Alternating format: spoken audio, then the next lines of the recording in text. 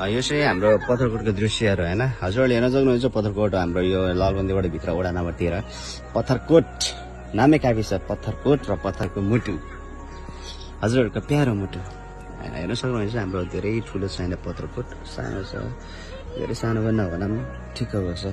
यहाँ प्राकृतिक सुन्दरले पुरै भरिएको छ पत्थरकोट चाहिँ होइन। हेर्न सक्नुहुन्छ त्यहाँ डाँडा, त्यहाँ पहाड, हिमाल चाहिँ छैन फेरि है होइन।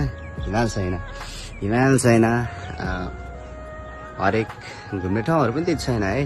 घुम्ने ठाउँ भनेको हाम्रो पत्थरकोटमा एउटा रिसोर्ट छ अनि एउटा त्यो पारी ठुलो चौडी छ होइन। त्यहाँ आर्मीहरू पनि ट्रेनिङ गर्न आउनुहुन्छ।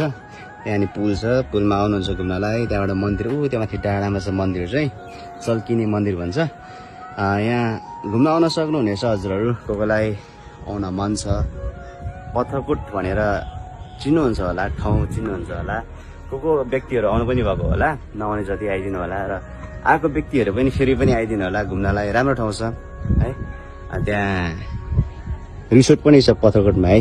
अभिषेक नगर हृदयको रिसोर्ट छ। त्यहाँ रिसोर्टमा स्विमिङ पुल र वेडिङ अनि एनिभर्सरी, त्यहाँबाट बर्थडे सेलिब्रेसन सबै गर्न मिल्छ। तपाईँहरू आएर त्यहाँ मनोरञ्जन लिन सक्नुहुनेछ है त अभिषेक नगर हृदयको रिसोर्टमा। र यतापट्टि पनि छ रिसोर्ट भन्दा अलिकति सानो कटेज छ। त्यहाँ चाहिँ बेलुका बेलुका जाने, रक्सी खाने होइन। केटाहरू बुढो मान्छेहरू त्यही हो। हेर्न सक्नुहुनेछ यही हो दृश्यहरू, केही पनि छैन। हाम्रो पत्थरकोट भनेको एउटा मुटुको धड्कन जतिको छ हाम्रो लागि चाहिँ।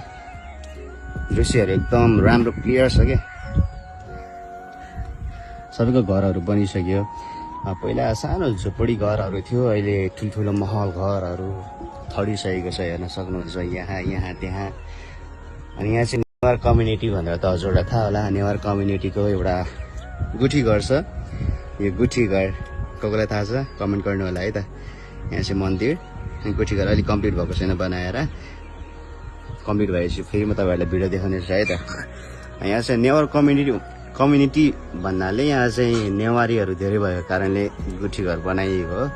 नेवारहरू धेरै छन् पत्थरकोटमा र त्यसपछि तामाङहरू, त्यसपछि मगरहरू अनि अन्य जातिका मानिसहरू हुनुहुन्छ। यहाँ चाहिँ सबैजना मिलेर बस्नुहुन्छ। त्यस्तो भेदभाव केही छैन यहाँ पत्थरकोटमा। ल है त गाइस, अर्को भिडियोमा हामी भेट्नेछौँ। अहिले यति नै।